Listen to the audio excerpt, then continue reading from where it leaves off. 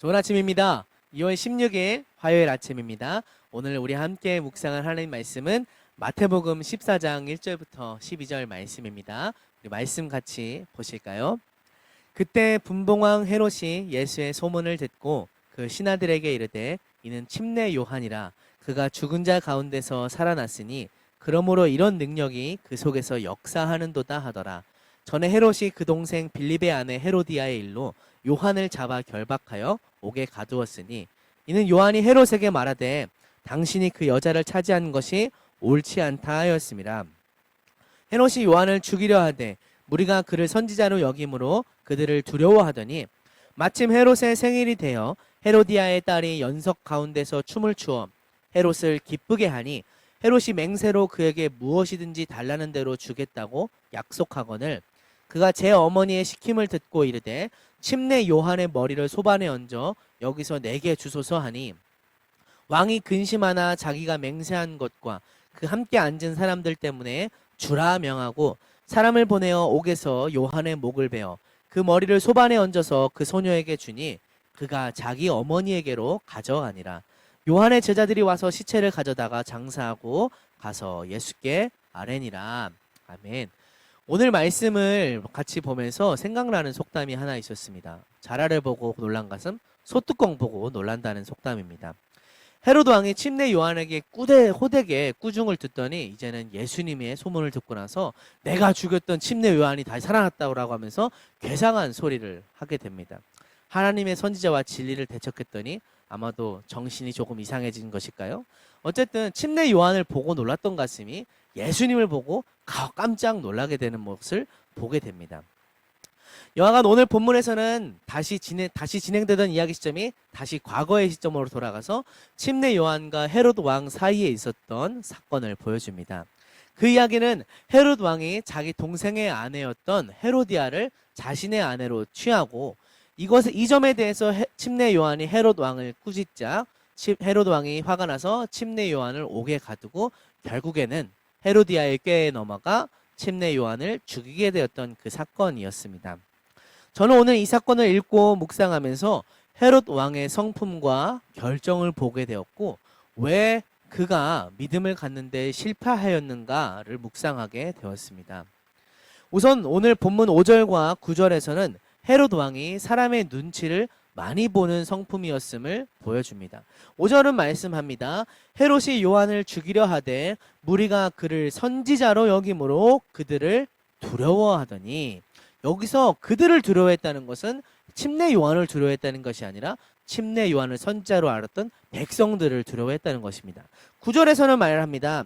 왕이 근심하나 자기가 맹세한 것과 그 함께 앉은 사람들 때문에 주라 명하고 침례 요한을 죽이지 못했던 것도 여론이 두려웠기 때문이고 결국에 나중에 침례 요한을 보호하고 싶었지만 죽이게 된 것도 함께 앉은 귀족들 앞에서 자신의 체면이 떨어지는 것이 두려웠기 때문이라고 말합니다. 헤롯 왕, 그는 사람의 눈치를 많이 보는 사람이었습니다. 또 한 가지 헤롯 왕, 그의 성품은 어땠을까요? 그는 우유부단하고 결단이 부족한 사람이었습니다.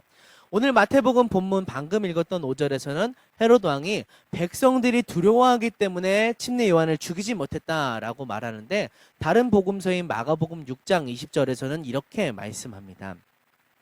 헤롯이 요한을 의롭고 거룩한 사람으로 알고 두려워하여 보호하며 또 그의 말을 들을 때 크게 번민을 하면서도 달갑게 들음이러라.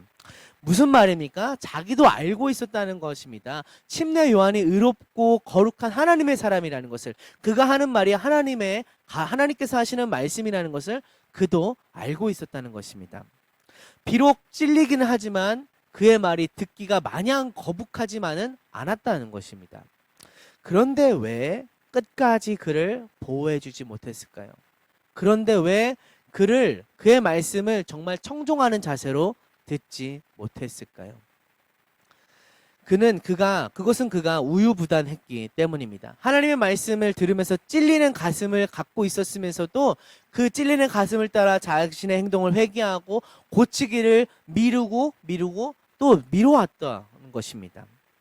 그것이 진리라고 생각된다면 가차없이 따라야 되는데 헤롯 왕이 주의 말씀에 순종하기를 미뤄왔다는 것입니다. 자기가 취한 동생의 아내를 다시 돌려보내지 않았습니다. 그는 자신에게 쓴소리를 하는 침례 요한을 가두게 되었습니다.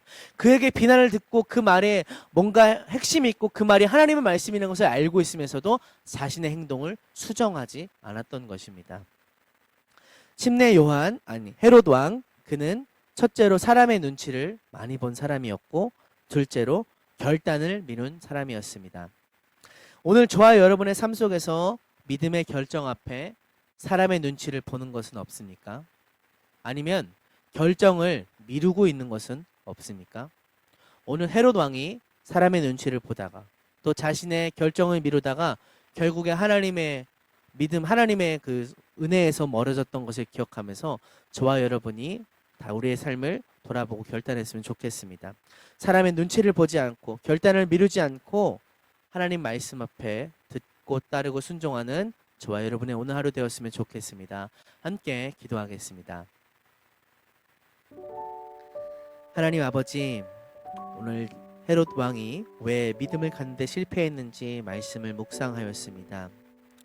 그는 사람들의 눈치를 보느라 하나님의 말씀을 순종하지 않았고 가슴속에 찔림이 있으면서도 행동을 미루고 결정을 미루다 결국 하나님의 은혜에서 멀어지고 말았습니다.